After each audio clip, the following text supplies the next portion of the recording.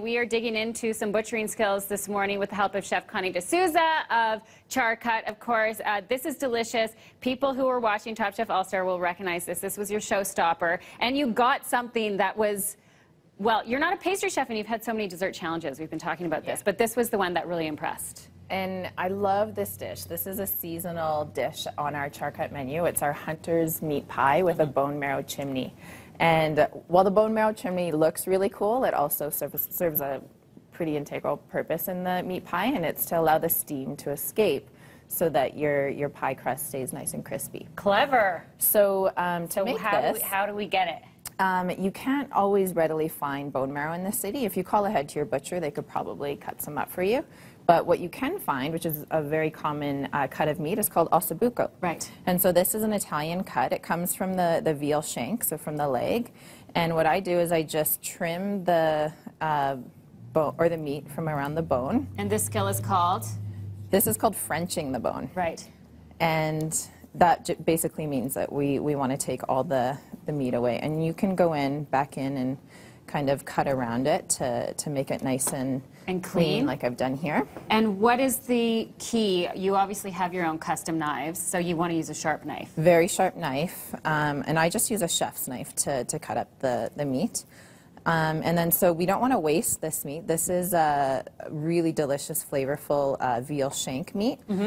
Traditionally, this dish is this style of meat is braised, and the Italians would serve it in like a tomato sauce with polenta or pasta. So because it's a little bit tough, you want to cut it up into really small pieces, like bite-size little cubes. Okay. I'd say like 1 centimeter by 1 centimeter. Does the direction matter? Not really. I mean, when you're cutting a steak, yes, you want to cut against the grain, and that's going to help tenderize it. But because we're just cutting into small cubes, it doesn't really matter. Okay, delicious. So I've kind of pre-done this for you. Right, thank you. So we're mixing it into some ground pork.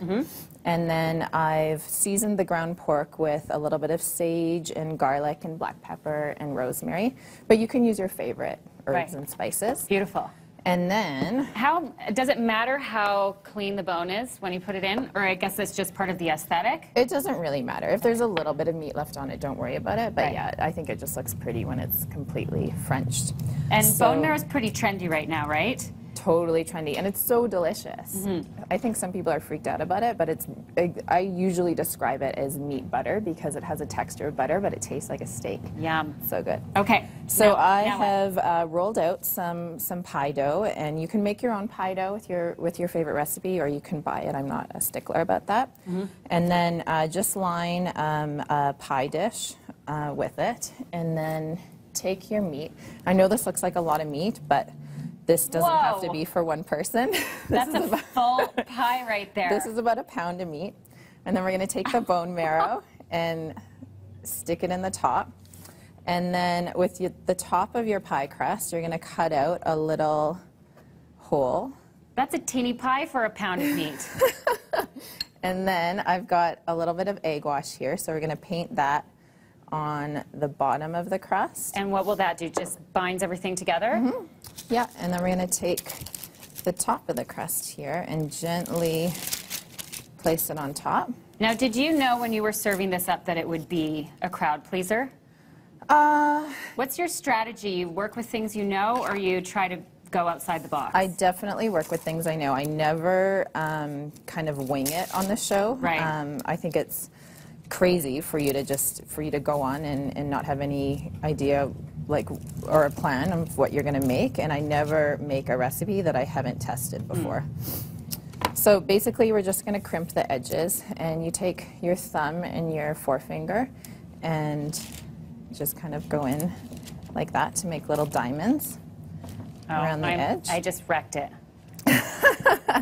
And I did a peak, not a diamond. What I'm going to get you to do is you can make like little decorative leaves to cut on top. That I can do. If you have a cookie cutter at home that's a leaf shape, then you can use that. Otherwise, you can just freehand it. Perfect. And do you suggest, how many knives do you travel with? These are the knives that you're traveling with in the bag on the show, and you would have a selection of curated knives? Yes, yeah. I usually, basically I have one knife for kind of every kind of job that that I would perform in the kitchen. Got it. So it is quite a lot, but I've got a really badass black leather knife bag that I can Okay, there. I have one leaf done. Beautiful. So then you're going to paint some egg yolk on top of the pie crust. And I like, some people use egg wash, just like a thin layer. Okay. I like to use just straight up egg yolk because it'll give you a really nice sheen and create a little bit more golden crust to the top. Beautiful. And then you're going to put this in a 375-degree oven and pull it out when the internal temperature, so use a meat thermometer, when the internal temperature reaches 155 degrees Fahrenheit. Okay, there you have it right there. You're sharing this recipe with us today, right? I will, yes. Thank you. And I think we should taste it. I think we should too. Here you go. So I love to eat this with some gravy. And at Charcut, we make a chicken truffle gravy, so you can just pour that all on top. Bonjour.